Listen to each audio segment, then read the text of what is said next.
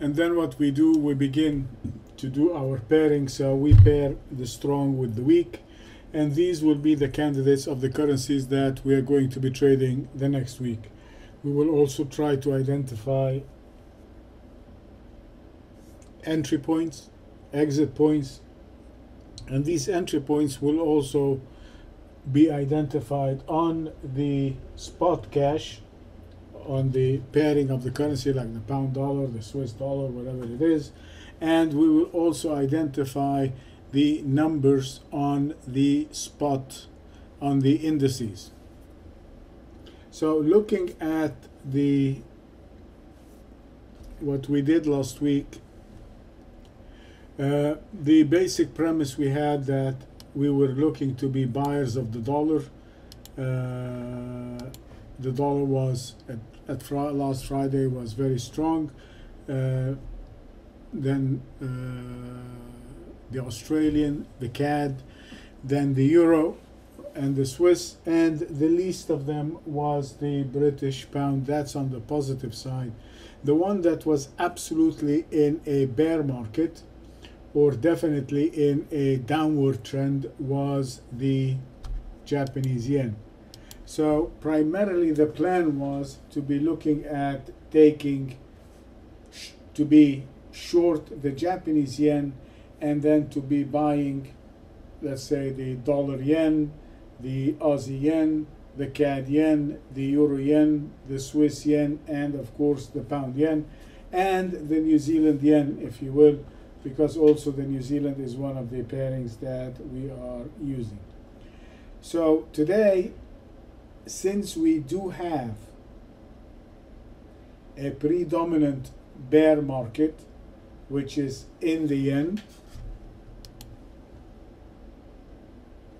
and that's what we want to be trading. We want to be taking control of if I have a trend, I want to be focusing on that. I want to see if there is anything changing in that trend, if something is different with the trend, so either to take profits or to stay with the trade. I am going to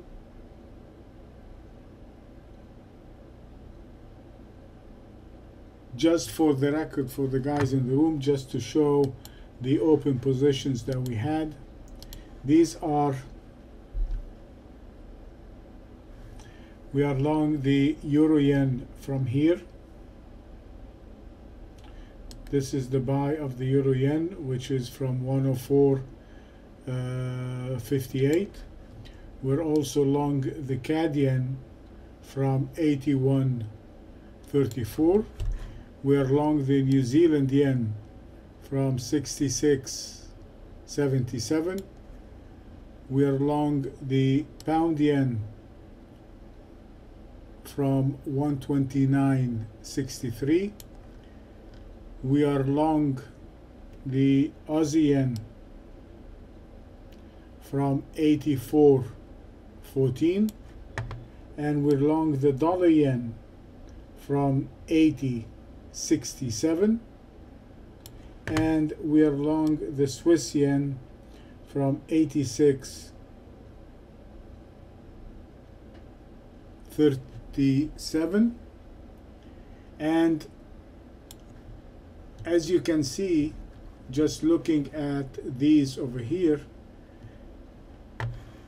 pretty much, I mean, we're going to analyze every one of those individually and to pinpoint the entries. But what I want to do right now is to show you the P&L for these positions, simply because that you need to understand, or most of the people that come into this room 1 week and skip a couple of weeks and then come one again, you're free to do whatever you want to do, but you have to come to a realization that the markets trend about 30% of the time. So if you're looking at the year, which is 12 months, the market will be trending 3 months or even 2 months of that year. And the other 7 months or 9 months out of the year, we are trying to pinpoint and find when the trend is beginning to move. Our job is to capture the trend at its inception, the moment the trend is born. If you are able to capture the trend at the moment of its inception, that is going to offer you a fantastic opportunity. If you are going to buy the euro yen here at 104.58, that is completely different than trying to buy it here at 118. The trade in the euro yen, you should be today up 1,400 pips on that trade. And the only way that you can capture that trade is to be sitting every week, identifying, sitting on your hand. But the moment the trade is triggered, you have to be there in order to capture the opportunity, because now if you take it, your stop should be probably here. So now your stop is 600 pips away. Why? Because the volatility of the market has expanded. The later you come into the trade, the bigger your stop is.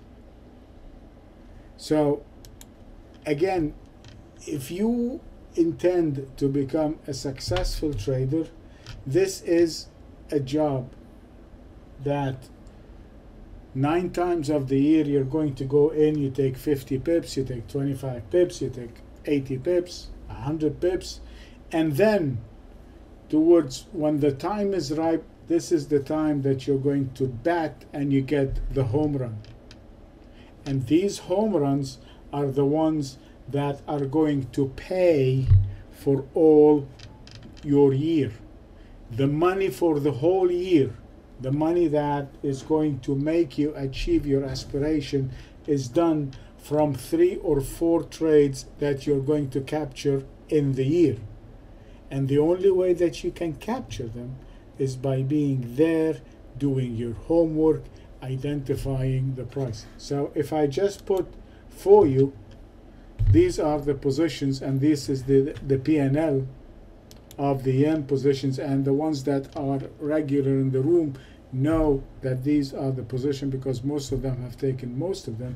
Here is your trade from the yen, from 104.59 to 118. You're up 142,000 yen or 143,000 yen, which means 1,400 pips. The same thing with the pound yen. You're also up 1,400 pips, and so on and so forth. And these trades are identified for you when we're looking at our radar screen. For those who have the long-term trades, the long-term software,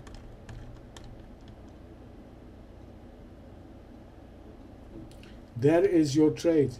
You're buying this from the 15th, the dollar yen from the 15th of November. This is from the 20th of November. The Swiss yen from the 15th, the Aussie yen from the 16th, and the CAD yen, and the New Zealand yen, and also the 19, which is the pound yen. And right now, as we speak, there are new trends that are being born. What are the new trends? We have the euro yen that is now from the 11th, which is Friday, has been triggered. The euro pound is also a trend that is being triggered. The euro yen, again, this is the old one which we had from last month, but the euro Swiss, we had a trigger in the euro Swiss, so we will look at it, even though I do not like to trade the euro Swiss because they are too much in line. But at least looking at this now, we have 2 additional trends that we are going to look at. We also have the pound as a short, the pound dollar as a short, and we also have the pound New Zealand as a short, and we have the dollar CAD that has also been triggered a couple of days on Friday as also as a short. So we have the pound New Zealand as a short, we have the euro dollar as a long, and we have the pound dollar as a short, and we have the pound New Zealand also as a short, and we have the euro dollar long and the euro pound long. So these are, but when you're following these trades, you're able to get into the trade at the right time. This means your stop is going to be smaller, and therefore you can stay with the trade for a very long time. Now, I'm showing you this again because I want to make sure that you don't forget this number. This is 8,400 pips. These are minis.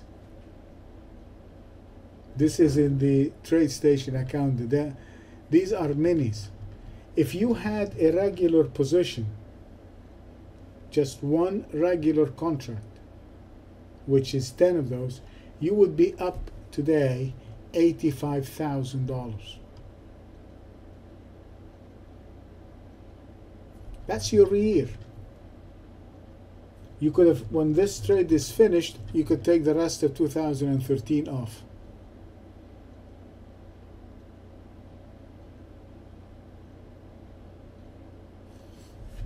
And this is why I've always been telling you, and this is the stuff that I was telling to the turtles, and I know, and I will not ever get tired of this, and that's why I do this trade planning session every Sunday, because doing it every Sunday gives you, as the people that come into this session, gives me the opportunity to take this trade. And I'm showing you this because I don't know anything other than that to make you a believer of doing the importance of doing your homework and having the ability to take those trades. Okay, so having said that, let's go now to our pairing. So since I have this profound evident trades in the yen pairs, all of them right here, so every one of them is long the pound yen, so I might as well start my indices by looking at the yen pair. And this is the index for the yen. We closed the week at, this is the weekly chart for the Japanese yen, and you know this is our structural point here, which is the 112.39. We have been anticipating it to break below that, and as you can see, we closed the week at 112.19, and on a daily chart you can see this watershed decline in the Japanese yen. The next structural point that we have is, we have two of them. One is the 109, and the 109 is a medium kind of a strength. It's not a structural point, but more it is a what we call a significant point. Why? It is in the midst of a concession. It has been kind of a support, but it is not really what we call a structural point. The 106 over here, that is what we can call a structural point. And what we're going to do, in addition to what we're doing today, we're going to take this and try to find a correlating value of that with the dollar yen. So for example, this one here was in May 4th, 2010. I need to see what the dollar yen was at May 4th, 2010. So I will go and get the dollar yen.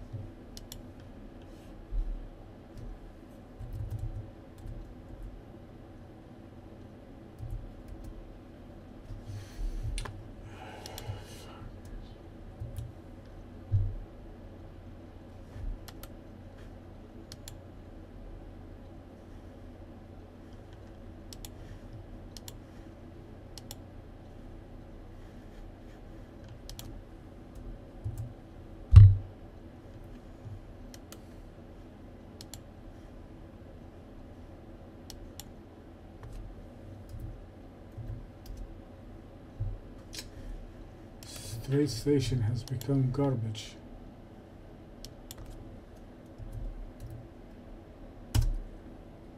Okay, so let's go to May.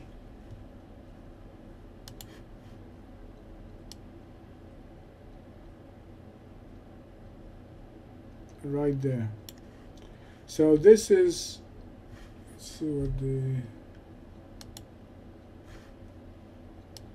this one was May 7th, April 9th.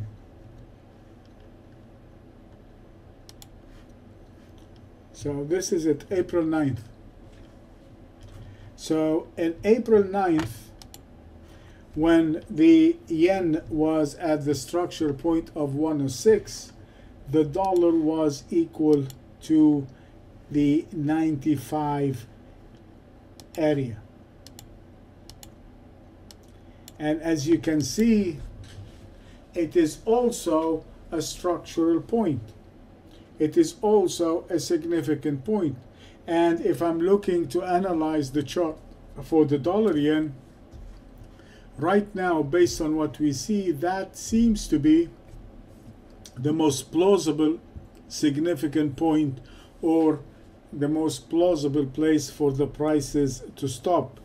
And because we are above this structural point, we're above this significant point, we're above this significant point, we're above this significant point, and we are above this significant point. So the only thing that's left, there is nothing but air towards the 95 area. And therefore, what that says to me is, when I reverse now and I go to the dollar to the yen, it seems plausible now that the target where the market should rest would be around the 106.56,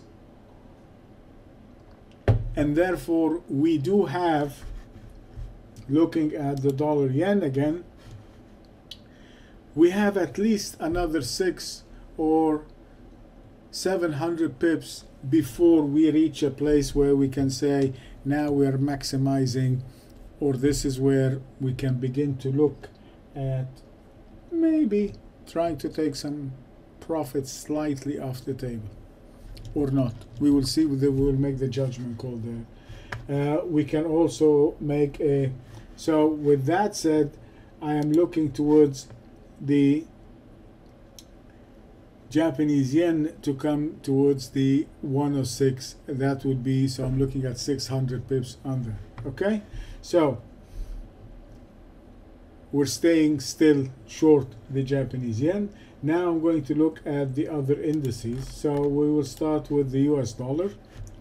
And with the dollar, we have a situation. The dollar has had a reversal week. It has turned around last week.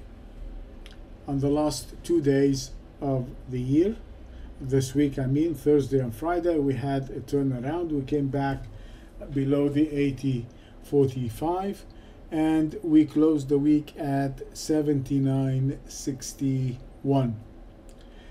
This is not a good sign for the dollar. That, as you can see here, that is a full, it's an inside week. Even though it has been a sliding week, it is still an inside week. It is within the high and the low of the prior week. The last week was 80.99, the low was 79.46. This week the high is 80.80 and the low is 79.49. So anyway, we're close to the low of last week, but we're still within inside the last week. So since we are inside this last week, this action is pretty much weak to neutral. It's not negative. It's not something that we can say, okay, we're going to throw the baby with the bathwater. It's kind of neutral to negative. Now, if I increase the chart and put this to you, what we can see right now, if I'm saying that from this low here from the July, this market has been moving upward, and this is the all-time momentum high in the last year or so. That's the last momentum high. This is where we pulled down, and this push here took us to this structure, and then we failed to go higher, so that is a failure. And this, and it came down to here. Now we pushed up again, and this is another failure which is lower than this. So that's a failure to make a high, that's another failure to make a high. But what is interesting here? What is interesting is that those 2 points that failed, their starting point is one and the same. This makes the 79.12 a pretty significant structural point. And believe it or not, if this thing comes down like this,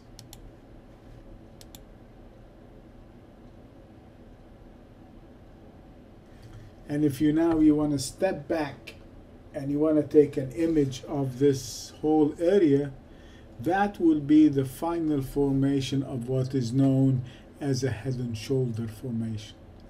There is your left shoulder, the head, and this is the right shoulder. And that would be extremely bearish for the US dollar. So as long as we're above the 79.12, we will remain neutral to positive on the US dollar. But if the US dollar trades below the 79.12, we will turn bearish and we will actually start shorting the US dollar. Okay, so we will mark the 79.12 as our reversal point or our shorting point for the US dollar. So with this, we're going to change that now to be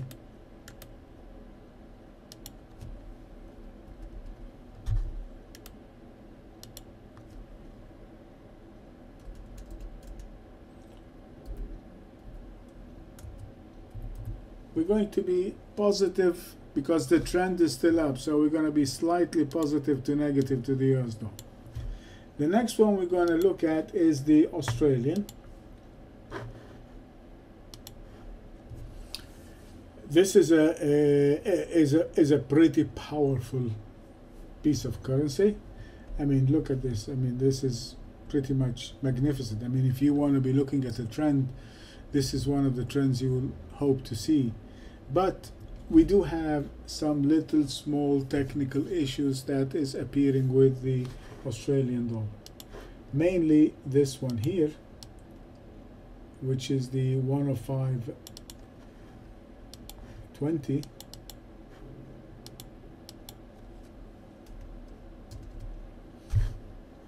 And then we have the other one, which is pretty much this one, because it's actually very close to this one, it's close to this one, and it's close to this one. So this is the one the most current to the price action, which is the 104.64.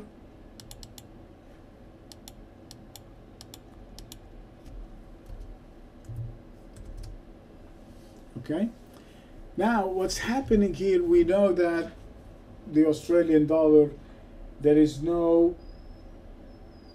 incentive right now to push the Australian dollar higher, because now the Australian government sees how expensive the Australian dollar is, and that is definitely having an effect on its exports. So they're actually seeking to try to ease or to lower the valuation of the Australian dollar. but there is a lot of people moving to it. So we are going to be looking at, if it comes below the 104.64, we are going to be looking to sell it, and that we're going to sell it versus the other pair. But as of now, on a daily chart, this is just a pullback. It could be the beginning of a turtle soup, but definitely we'll short it below the 104.64. If you're looking at the weekly chart, this thing is pretty solid. I mean, there is no, I mean, there is, we're just 20 pips from the all-time high based on the index, so that will remain strong. So the way we're going to change that, label that the Australian dollar, we're going to leave that as it is. Why am I leaving it as it is? I'm leaving it as it is because I don't have any power behind it to move it against the US dollar, to move it against the other. So, but it still have enough power to push itself against the Japanese yen. Okay? Now we're going to go to the Canadian, and the CAD is very much similar to the Australian dollar, with only one major difference. The Canadian dollar, the rate, the Australian dollar pays 3.25% interest.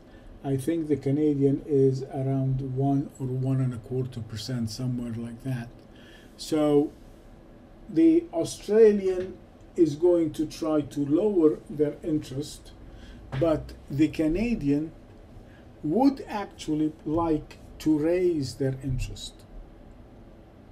And the Prime Minister of Canada last week in a speech has stated that they would be looking into, or they are not averse to looking in tightening their policies a little bit.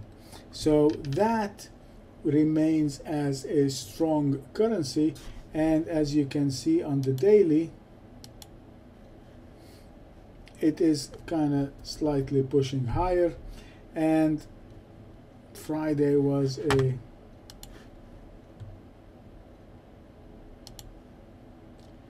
the one thing that I don't like in particular, 101.58,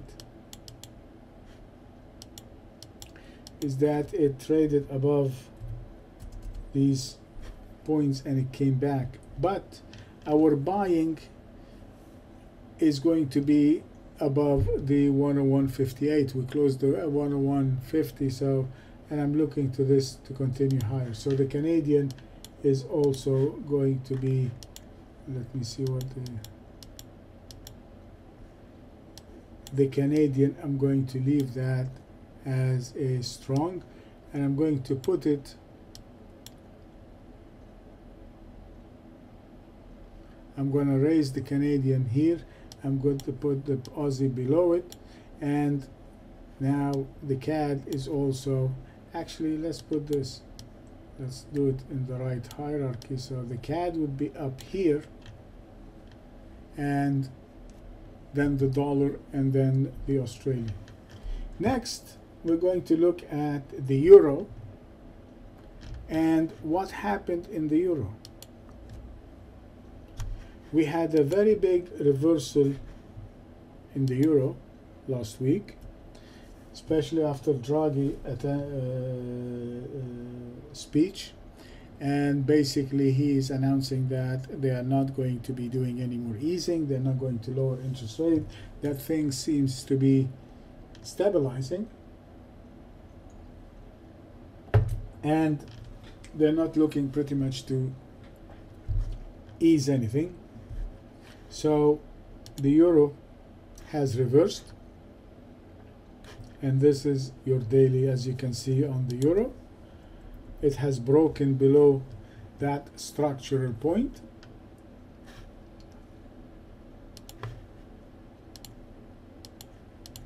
and it also broke below this one too, could be considered a structural point, because in that move higher, this, Andrew, this here would be right there. This is your 10-week break, and then you have this one also as maybe a 20. So at that break here, you have two major buy signals that have been triggered in the euro. So that says to us that the euro now is going to be extremely strong, and we should be looking for continuation to the upside. So the euro is definitely a buy, and we probably have now the beginnings of a trend change to the upside in the euro. And that is contrary to what Bank of America has been saying, Khalid, like the article you have sent me. That is completely, technically, it's completely opposite to what Bank of America is alluding to. Okay? And if that's the case, so let's go back, and in the dollar, what we're going to do, we're going to change that. So now that is going to be a double plus EC. So the euro now is actually going to be, as of this day, this week, the euro so far is the strongest. And that's the one we're going to be looking at buying. The next one we're going to look, because it correlates 1-to-1 with it, is the Swiss franc.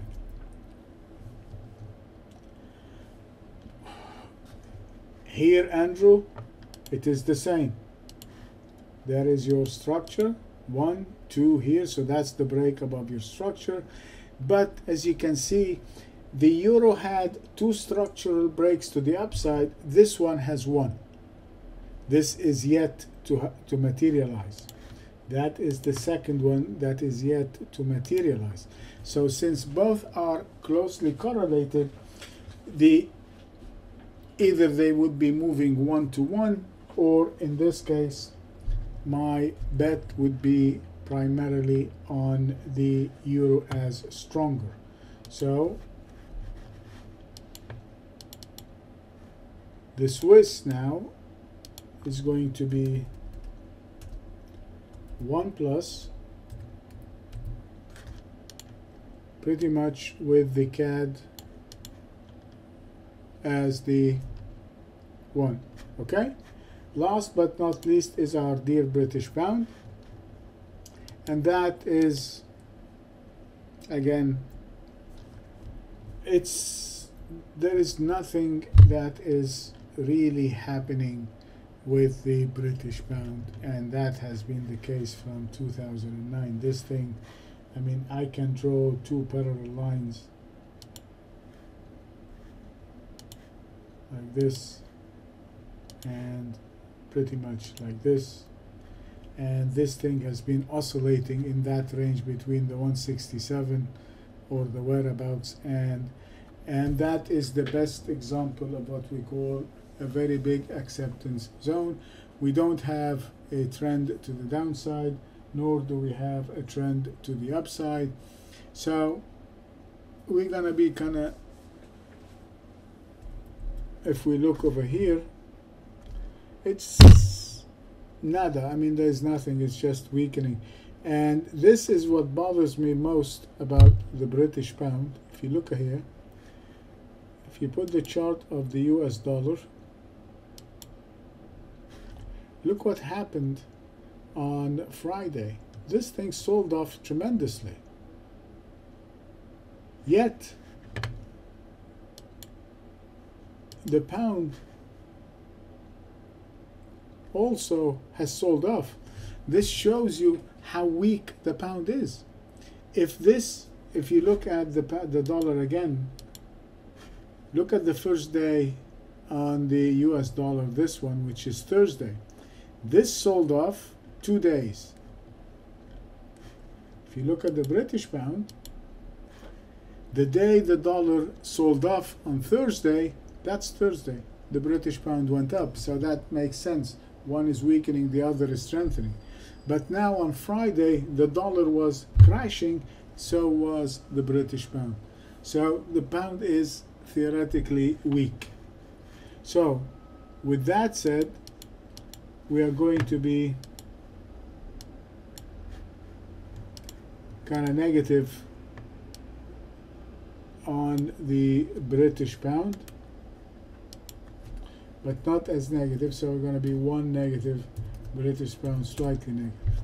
Okay, so with that, we're going to be looking at Euro yen long, Swiss yen long, CAD yen long, dollar yen long, Aussie yen long, and lastly the pound yen. If we want to do some of the other pairings, we can do this. We can go long the Euro CAD, the Euro, and we can go short the pound. We can go long the Euro, and we can go short the US dollar with it if you do not have the dollar yen. Okay, we can go long the Euro, and we can short with it the Australian. And of course you have the yen. You can also go long or short the Swiss, the Aussie Swiss, and you can go short the Aussie CAD. You can go short the pound Swiss, and you can go short the pound CAD, and maybe if you want to go short the pound Aussie. The challenge that we have is we are all long these currencies here from November. I am long all of them from November, so I will not be taking any of these shorts simply because I will be creating an upside position, or I will be creating a synthetic yen positions. But I will do some of these for the guys that are joining us today if they don't have any existing yen positions. Okay, so this is the plan. We're going to go short the yen.